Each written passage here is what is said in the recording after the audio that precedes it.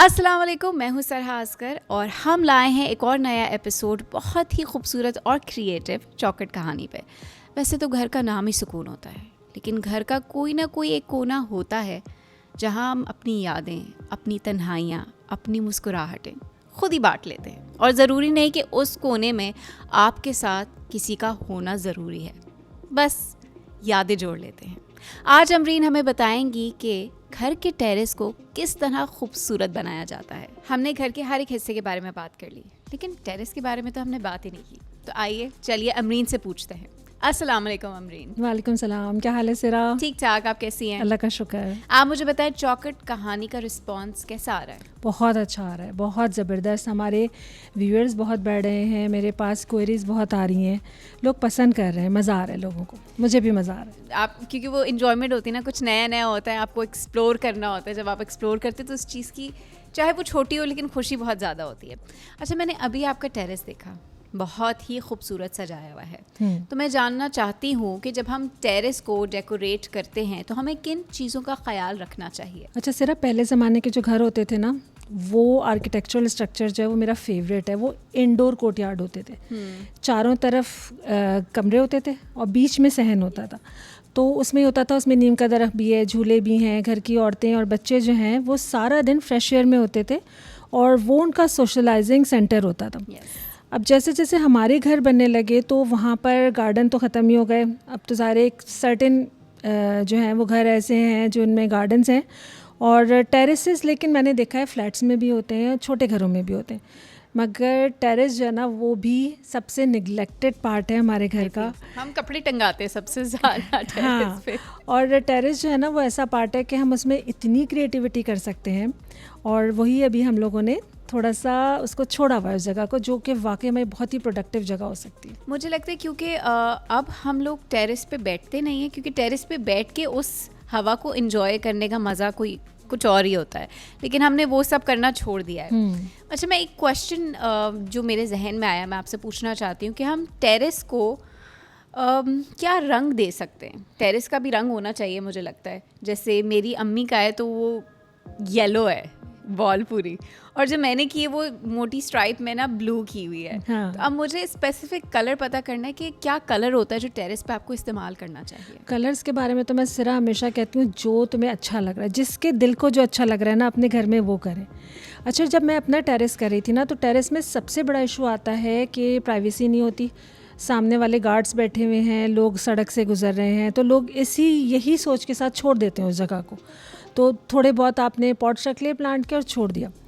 मैंने जब अपना टेरेस डेकोरेट किया था ना तो उसमें मैंने सबसे पहले बैम्बूज़ की बाउंड्री बना दी थी। बैम्बूज़ जो हैं वो नेचुरल होते हैं और तो खूबसूरत होते हैं, कॉस्ट इफेक्टिव होते हैं, उनको उतनी मेंटेनेंस नहीं चाहिए, नेचर का पार्ट है वो, तो धूप और बारिश में ख़राब नहीं होगा। फिर मैंने उन बैम्बूज़ को कलर किया, तो जब कलर करा और तो उसमें जो है फिर मैंने उनमें प्लांट सेट किए और वहाँ पे बैठने की जगह बनाई। सबसे पॉजिटिव बात ये थी कि जो मेरा बेडरूम है उसकी बहुत बड़ी विंडो है जो टेरेस में खुलती है और लाउंज से भी। तो मेरे घर में तुम देख रही हो अंदर बाहर हर जगह पौधे मेरे साथ हैं। तो जो टेरेस है ना उसमें मेरे कमरे से भी हर वक्त, मतलब वो विंडो ऐसी है डोर की तरह कि हर वक्त मैं खोल देती हूँ तो वो टेरेस मेरे कमरे का ही पार्ट बन जाता है। तो वो जगह ऐसी बन गई है कि हम सुबह की शाम की चाय, सुबह की चाय, बैठना, बच्चों का, हाँ मेरे बेटे के दोस्त आ गए, बेटी के दोस्त आ गए, तो वो उनकी जगह, वो ज़्यादा होता है। आई थिंक हम जब बड़े बना लेते हैं कोई चीज़, वो बच्चों के लिए होती है, वो हमारी नहीं रहती। अच्छा, आप मुझे बताएं कि आपने कोई सिंबलिज्म यूज़ किया है टेरेस पे कि नहीं? अच्छा, सिंबलिज्म तो प्लांट तो खुद एक सिंबल है, इतनी लिविंग थिंग है वो कौन सा हमारे। स्पेसिफिक प्लांट है जो आपने रखा है? हाँ, प्लांट्स के बारे में मैं ज़रूर बताऊंगी कि हम लोग प्लांट के सिलेक्शन में मैं भी ये गलती करती थी कि सीजनल पौधे हम ज़्यादा भर लेते हैं, वो महंगे भी होते हैं और 2-3 महीने बाद ख़त्म हो जाते हैं। जैसे भी गेंदे का आने वाला है सीज़न, तो मैं वेट करती हूँ कि वो तो गार्डन को खूबसूरत बना देता है, मगर वो एक सर्टेन टाइम के लिए होता है। इंडोर प्लांट्स जो होते हैं ना वो सबसे बेस्ट होते हैं चाहे उनमें फूल हो या ना हो, भरपूर ऑक्सीजन दे रहे हैं, लो मेंटेनेंस इनकी होती है और कम आपको पानी देना है, आप अपने कमरों में रखें, बहुत ज़रूरी है। अब तो डॉक्टर्स रिकमेंड कर रहे हैं कि स्नेक प्लांट जो है, हाँ, वो आपके कमरे में होना ज़रूरी है। उसको ज़रूरत नहीं, आपकी लाइट्स में ही वो ऑक्सीजन दे देगा, वो अपनी पूरा process and I think negativity भी अब्जॉर्ब करता है वो प्लांट। तो टेरेस में भी ना मेजर वो पौधे रखें जो सारा साल चलते हो। और ये मैंने पौधों के साथ रह के सीखा कि आपको बहुत खर्चा नहीं करना होता, क्योंकि वो पौधे बच्चे देते हैं। यस। और वो खुद ब खुद जो है ना मल्टीप्लाई होते चले जाते हैं। और आप जब बात करते हैं तो वो और ज़्यादा अच्छे से ग्रो करते हैं। बहुत अच्छा रिस्पांस देते हैं। और अगर आप उनको निगलेक्ट कर दो ना, फिर भी इतने अच्छे गिवर्स होते हैं कि वो हमें दे रहे होते हैं। अच्छा, हमने की एक बड़े पोर्शन और बड़े स्पेस की बात। अक्सर आप देख सकती हैं कि हमारे घरों में या हमारे अपार्टमेंट्स में टेरेस बहुत छोटे होते हैं, तो लोग अक्सर छोटे टेरेस में बहुत सारी चीज़ें एक साथ कंजस्टेड सजा देते हैं। तो मैं चाहती हूँ कि आप हमें बताएं कि हमें किस तरीके से टेरेस को सजाना चाहिए, किस पोर्शन पे, किस जगह पे क्या चीज़ रखनी चाहिए। जैसे अपार्टमेंट्स के टेरेस होते हैं, तो जितनी जगह छोटी हो ना ज़रा, उसमें हम वर्टिकल मैनेजमेंट करते हैं। ठीक है। उसमें हम फैलाते नहीं हैं।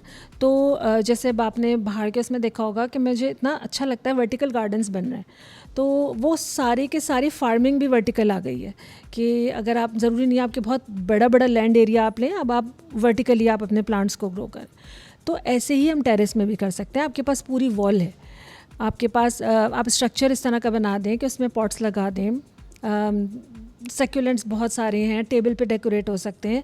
तो प्लांट्स की वैरायटी तो इतनी है कि आप उस जगह को, और छोटा सा एक आप, अगर अब आपने अपना ही एक स्टूल या एक कंफर्टेबल चेयर रख ली है, एक आपका मी टाइम वहाँ पर है कि आपने अपनी एक बुक पढ़नी है या थोड़ी देर आपने नेचर में बैठना है, तो आपके थोड़े बहुत भी अगर सराउंडिंग में वॉल्स में प्लांट हैं, तो वो भी आपकी बहुत अच्छी सराउंडिंग बन सकती है और वो एनर्जी बहुत अच्छी देते हैं। हाँ, प्लांट्स तो बहुत ज़बरदस्त। और ऐसा भी हम कर सकते हैं कि छोटी सी रैक्स हम एक्चुअली इंस्टॉल कर सकते हैं जिनमें हम प्लांट्स रख सकते हैं, तो उनकी एनर्जी हम पे बहुत ज़्यादा रिफ्लेक्ट होगी।